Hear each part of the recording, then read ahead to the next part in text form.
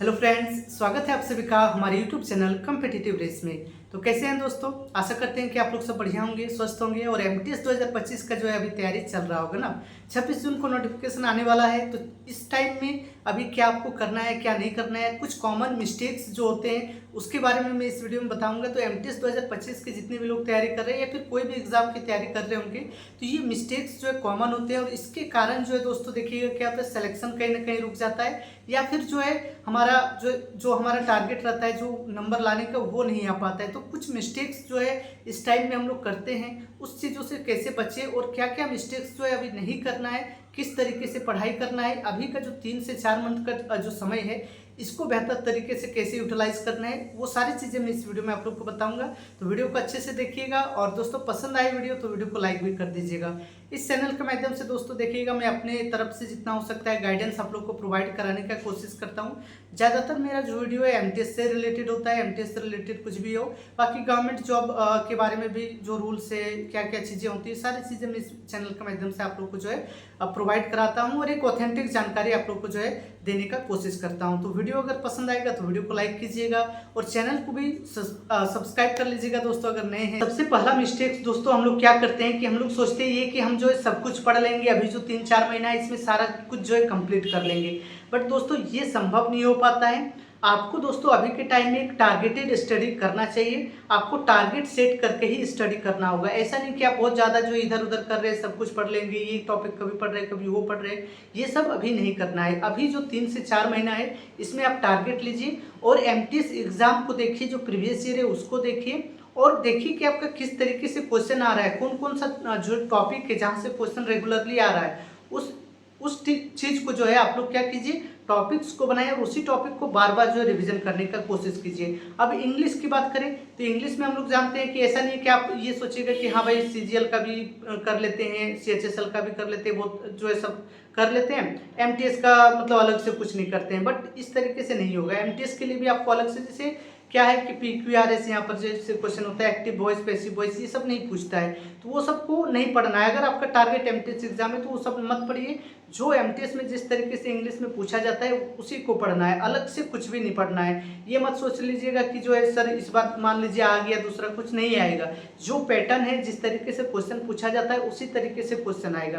तो उसी वही चीज़ों को जो है आप लोग को पढ़ना है, अलग से कुछ इधर उधर मत कीजिए, टारगेटेड स्टडी कीजिए। ये बात ध्यान में रख लीजिए कि सब कुछ आप नहीं पढ़ सकते। अभी दोस्तों मैं आप लोग को जो मॉक्स का इंपॉर्टेंट बताऊंगा। तो यहाँ पर देखिए दोस्तों क्या है, समर सेल जो है टेक्स्ट बुक का आ चुका है मॉक्स के लिए। 12 से 14 जून तक जो ये समर सेल चलेगा। इसमें देखिए जो पास प्रो है दोस्तों केवल 351 रुपये में मिलेगा, जबकि ईयरली पास प्रो है और पास प्रो मैक्स जो है 395 रुपये में मिल रहा है। तो अभी दोस्तों देखिए बहुत सारे एग्जाम्स आने वाले हैं, सीजीएल हो गया, सीएचएसएल हो गया, स्टेनोग्राफर हो गया, सिलेक्शन पोस्ट हो गया। सारे एग्जाम की तैयारी जो है आप टेक्स्ट बुक के माध्यम से कर सकते हैं, एक पास प्रो लीजिएगा तो। इसमें दोस्तों क्या होता है कि आप जो पीवाईक्यूज़ के लिए अलग अलग बुक लेते हैं प्रीवियस ईयर के लिए, तो उसको लेने का भी ज़रूरत नहीं है। आपको यहाँ पर टेक्स्ट बुक में ही सारे जो पीवाईक्यूज़ मिल जाएंगे और वो मॉक फॉर्म में मिलेंगे, ठीक है, मॉक में मिल जाएंगे। तो ये सबसे बेस्ट होता है। इसके साथ साथ देखिएगा दोस्तों टेक्स्ट बुक में सारे जो है ऑफर यहाँ पर आपको मिलेंगे। यहाँ पर अलग अलग जो है आपको खरीदना नहीं है, एक ही पास प्रो खरीदना है, सारी चीज़ें यहाँ पर आपको मिल जाएंगी। यहाँ पर देखिएगा लैंग्वेज जो है, सारे लैंग्वेज यहाँ पर लगभग 13 लैंग्वेज में आपका जो टेक्स्ट बुक उपलब्ध है। जो भी मॉक्स आप लगा रहे हैं, आप जो भी स्टेट का भी एग्जाम का तैयारी कर रहे हैं, तो आपको जो एक पास प्रो से ही मिल जाएगा सारे फायदे। यहाँ पर दोस्तों आपको जो है कोड यूज करना है, coupon code complete code use कीजिएगा तो 12% जो है आपको डिस्काउंट मिल जाएगा। और दोस्तों इसमें क्या है कि डिटेल्ड एनालिसिस रहता है मॉक्स का। तो मैं ये भी आप लोग को बताऊंगा कि मॉक अगर आप दे रहे तो उसका एनालिसिस करना भी ज़रूरी होता है। तो उसका एनालिसिस आपको जो यहाँ पर डिटेल एनालिसिस जो मिलेगा मॉक में, वो आपको जो है बहुत ज़्यादा फायदेमंद रहने वाला है। तो टेक्स्ट बुक ही जो है लीजिए, एक ही टेक्स्ट बुक से आप बहुत सारा एग्जाम का जो है तैयारी कर सकते हैं एक पास प्रो खरीदने से। इसका जो है लिंक दोस्तों मैंने डिस्क्रिप्शन में दे दिया है। इस वीडियो के डिस्क्रिप्शन में जाइएगा तो वहाँ लिंक है और कंप्लीट कोड यूज़ कीजिएगा तो आपको और ज़्यादा जो है डिस्काउंट मिलेगा। 12 से 14 जून तक चलने वाला है, तो इसका जल्दी से फ़ायदा उठा लीजिए, फिर बाद में आपको जो ये ऑफर नहीं मिलने वाला है। मॉक्स को लेकर कुछ लोग तो ये करते हैं कि मॉक्स नहीं देते हैं, ये सोचते हैं कि पूरा जो है कंप्लीट हो जाएगा सिलेबस उसके बाद मॉक्स देंगे। तो ये नहीं करना है, पहला चीज़। दूसरा चीज़ क्या होता है, दूसरे जो होते हैं कि मॉक्स बहुत ज़्यादा लगाते रहते हैं, दिन में 4-5 मॉक्स लगा रहे हैं बट कुछ एनालिसिस नहीं करते, बस मॉक्स लगाते जा रहे हैं, बस नंबर देख रहे हैं, अच्छा नंबर आया खुश हो जाते हैं, कम नंबर आया डिप्रेस मतलब जो है नेगेटिव सोचने लगते हैं। तो ये सब चीज़ नहीं करना है। मॉक्स अगर आप दे रहे हैं दोस्तों तो प्रॉपरली सही तरीके से आपको मॉक्स देना है, मॉक्स का एनालिसिस भी करना है। सबसे पहले तो दोस्तों दिन में आप मान लीजिए 2 या 3 ही मॉक्स दीजिए, उससे ज़्यादा मॉक मत दीजिए।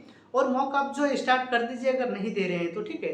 2 या 3 मॉक दीजिए और मॉक को दोस्तों सबसे पहले सीरियसली आप देना स्टार्ट कीजिए। अब जो है सीरियसली मॉक देना स्टार्ट कीजिए, ऐसा नहीं कि जो है दे रहे हैं हो गया जैसे मन तैसे, वैसे नहीं करना है। क्योंकि यही से दोस्तों आपका जो है टारगेट जो है आप यहीं से सेट कीजिएगा। इसी तरीके से आपको जो एग्जाम में भी करना है, जैसे एग्जाम में करना है उसी तरह मॉक में भी जो है आप सोचिए। क्योंकि आप यहाँ क्या कीजिएगा, जैसे मन तैसे 50 क्वेश्चन लगा दे रहे हैं, कुछ भी जो मन है, एग्जाम में भी ऐसे जाके कीजिएगा तो फिर होगा नहीं। हार्ड शिफ्ट इजी शिफ्ट दोनों चीज़ों को जो आपको देख कर चलना पड़ेगा। मॉक्स में देखिए जो हार्ड शिफ्ट आ रहा है तो उसमें कुछ क्वेश्चन छोड़ना है, ठीक है। इजी शिफ्ट है तो उसमें ज़्यादा से ज़्यादा बनाना है। तो ये सब चीज़ें जब आप मॉक को सीरियसली लेंगे, एनालिसिस करेंगे, तभी आपका जो है हो पाएगा। क्योंकि आप देखिए दोस्तों हार्ड शिफ्ट और इजी शिफ्ट बहुत ज़्यादा मायने करता है। आप लोग देखिएगा नॉर्मलाइजेशन का जो है खेल है, नॉर्मलाइजेशन में 20 नंबर 25 नंबर तक भी बढ़ता है। अब मान लीजिए आपका हार्ड शिफ्ट आ गया और हार्ड शिफ्ट में भी आप जो है मतलब 50 क्वेश्चन एकदम लगा रहे हैं पूरा, मतलब आपको लग रहा है कि नहीं मॉक्स में तो मैं इतना लगाता ही था, यहाँ भी लगा लूंगा। तो ये जो है गलती कीजिएगा तो नेगेटिव मार्किंग 1/3 का नेगेटिव है।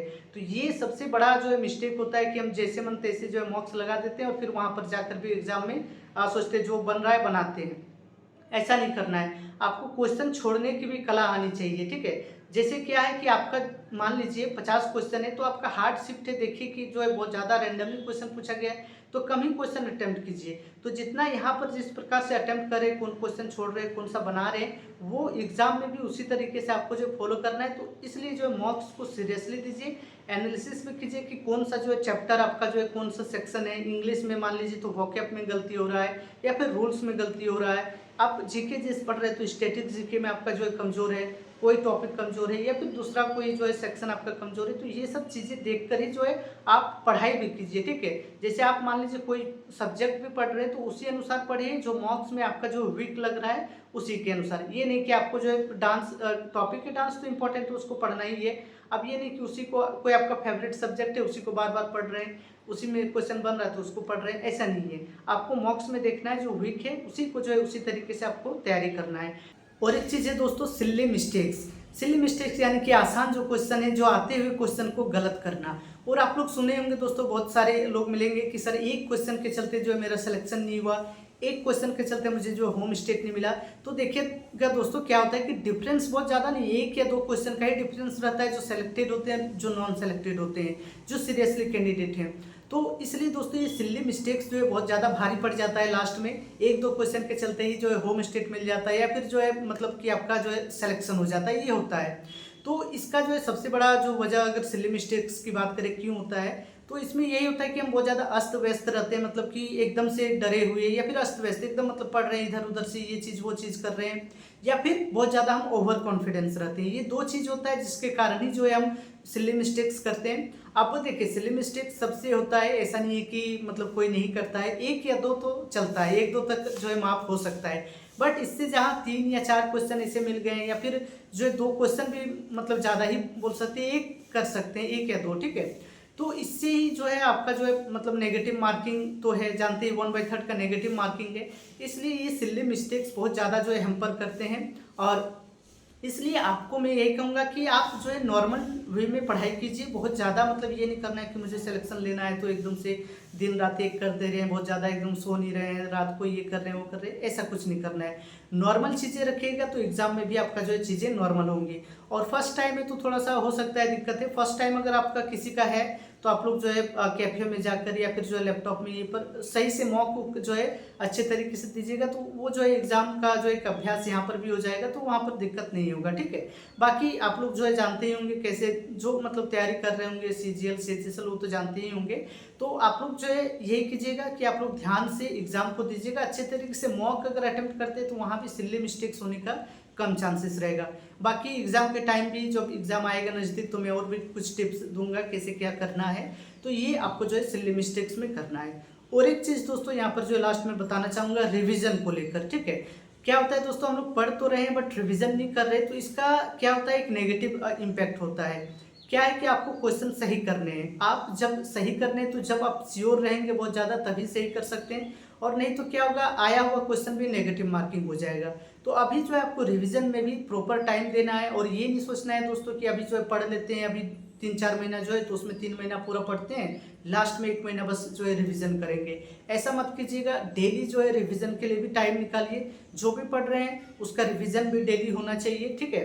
तो डेली बेसिस पे ही रिवीजन कीजिए, और रिवीजन कर करके जो लास्ट के लिए पाइल अप मत कीजिए कि लास्ट में जो है सब कुछ मैं कर लूँगा रिवीजन, अभी जो है सब पढ़ते जा रहे हैं, सब नोट्स बनाते जा रहे हैं। ऐसा नहीं करना है। जो भी नोट्स बना रहे हैं तो 1-2 दिन में आप जो है उसको रिवीजन भी कीजिए। तो रिवीजन को भी मोस्ट इंपॉर्टेंट दीजिए टाइम में, ठीक है, अभी के टाइम में।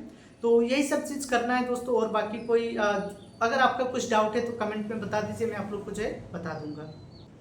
तो चलिए दोस्तों, आज के वीडियो में इतना ही है। फिर मिलते हैं अगले वीडियो में। तब तक के लिए आप सभी का धन्यवाद।